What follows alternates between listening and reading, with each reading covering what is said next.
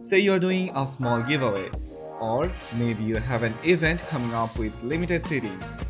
With the form scheduling feature of FluentForms, you can set the time frame of the registration form submission.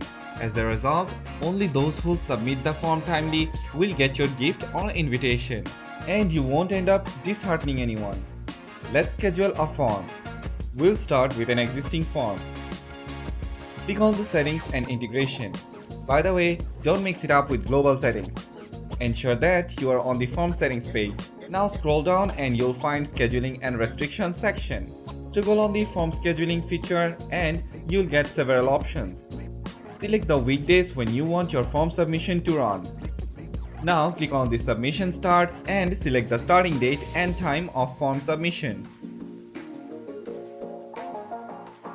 Similarly, select the ending date and time. Keep in mind the time is in 24 hours format. After that, compose the message to be shown before the starting date and after the expiry date of the form. And there you have it. Your form is scheduled.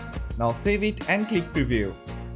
You don't need to worry about excessive submission or ending the submission date manually.